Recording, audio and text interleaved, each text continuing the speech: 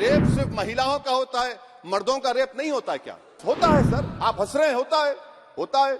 आपकी हंसी इस बात का इकरार है कि आप जानते हैं किसका हुआ है। कार्ल मार्क्स ने कहा था sir, history repeats itself first as a tragedy, second as a farce. याद रखिए, जिंदगियां बर्बाद करने का काम आप कर रहे हैं और सबसे बड़ा इसका नुकसान होगा। आप चेक रिपब्लिक में निखिल गुप्ता बैठा है, लेके आओ ना उसको। कुलभूषण यादव पाकिस्तान में बैठा है, लेके आओ ना। कतर में हमारे फौजी बैठे, लेके आओ ना उनको।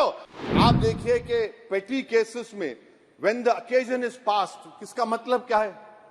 व्हेन द ओकेजन होगा क्या सर? अब आप हम चुनाव लड़ते तो जो हमारा जो पार्टी अपोजिंग रहती वो कहती कि अब इनके 25 लोगों को 50 लोगों को गिरफ्तार कर लो, गिरफ्तार कर लेते मेरे बूथ के एजेंट्स को।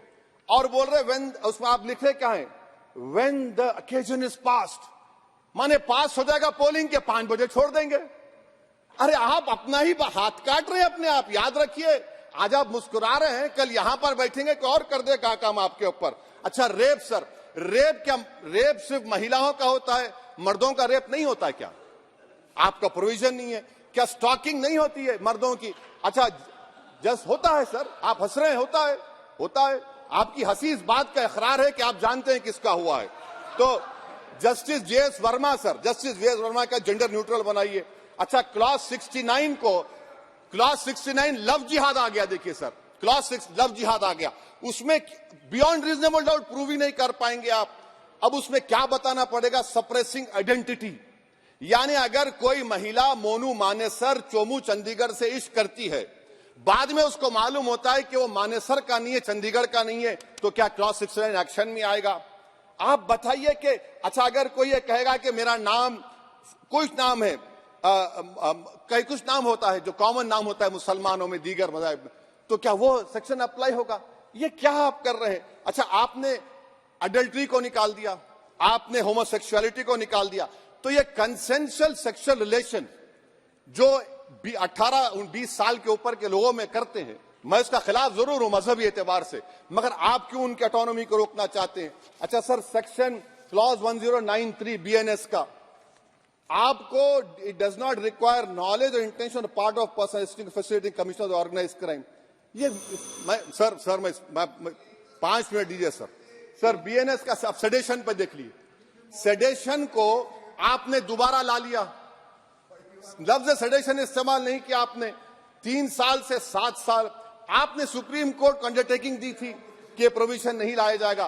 तो चेयरमैन सर, यहां पर हिंदी के एक बहुत मशहूर कवि का वो शेर मुझे याद आ रहा है, मैथिली शरण गुप्त का, कि राज्य को यदि हम बना लेंगे भोग तो बनेगा वो प्रजा का रोग, फिर कहूं मैं क्यों ना उठकर हूं आज मेरा धर्म राजद्रोह। कार्ल मार्क्स ने कहा था sir, history repeats itself first as a tragedy, second as a farce. आप क्लॉज 195(1)D देखिए, it criminalises the making of publication of false and misleading information jeopardising sovereignty integrity of India. Vague है, यानी जो कोई भी पत्रकार investigative journalism लिखेगा आप उसको इस्तेमाल कर लेंगे और जेल की सलाखों में उसको डालकर आप सड़ा देंगे। सर मैं आपको और एक बात बताना चाहूंगा कि रैश एंड नेग्लिजेंट एक्ट जो आईपीसी में था 2 साल थे, 304, आप उसको बढ़ाकर 5 साल कर दिए 1061 में, BNS1 में। और rash and negligent driving 304 IPC में था, 2 साल की सजा थी, आपने 10 साल कर दिया। ये क्रिमिनल जुरिस्प्रूडेंस का हिस्सा नहीं है। अच्छा क्रिमिनल ऑर्गेनाइजेशन, उत्तर प्रदेश में यूपी गैंगस्टर एक्ट में एक चार्जशीट में गैंगस्टर एक्ट लगता। सर आप बताइए फिर यूएपीए का क्या होगा, पीएमएलए का क्या होगा, महाराष्ट्र मकोका क्या क्या होगा, गुजरात के कोका क्या क्या होगा? आप ये सब कानून रख रहे हैं और एक पुलिस वाले को आप ये तमाम कानून की इजाजत देंगे? याद रखिए, जिंदगियां बर्बाद करने का काम आप कर रहे हैं और सबसे बड़ा इसका नुकसान होगा। किसका नुकसान होगा? दलितों का, मुसलमानों का, आदिवासियों का।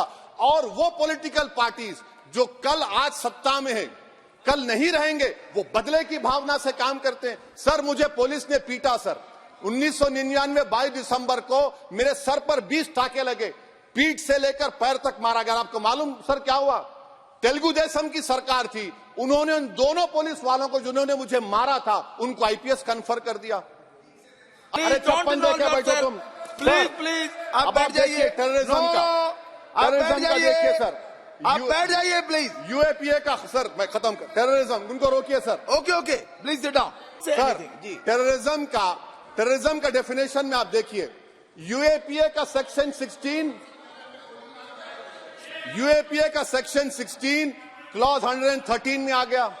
यूएपीए का सेक्शन 15 क्लॉज 131 में आ गया। देख लेंगे उसको, देख लेंगे। यूएपीए का आपत्तिजनक अंश निकाल दिए जाएंगे। यूएपीए का क्लॉज 18 113(4) में आ गया। यूएपीए का क्लॉज 18 113(3) में आ गया। यूएपीए का क्लॉज 20 113(5) में आ गया। यूएपीए का सेक्शन 19 113(6) में आ गया। अरे भाई साहब फिर क्या बचा है? आप यूएपीए से, मकोका से, गुजरात कोका से, पीएमएलए सब ला लिए। तो स्पीकर सर, मैं अपनी बात को खत्म करने से पहले मैं उम्मीद कर रहा था कि मैंने वजीर दाखिला का एक स्टेटमेंट सुना था अमित शाह साहब का कि जब गुजरात के होम मिनिस्टर थे तो उन पर जुल्म किया गया, उनको दबाया गया।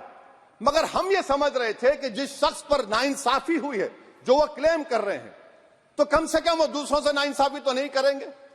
आप क्या कर रहे हैं?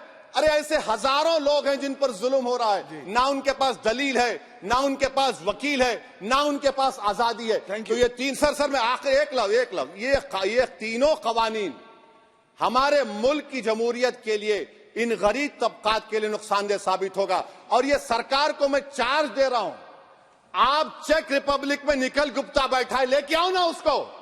कुलभूषण यादव पाकिस्तान में बैठा है, लेके आओ ना। कतर में हमारे फौजी बैठे, लेके आओ ना उनको। अरे कहां तुम्हारी देशभक्ति है? अरे निखिल गुप्ता को लाओ, इस कानून में इस्तेमाल करो। मगर वो नहीं बोलेंगे। मैं इस कानून के मुखालिफत में खड़ा हूं जो भारत की जमहूरियत के लिए खतरा बनेगा।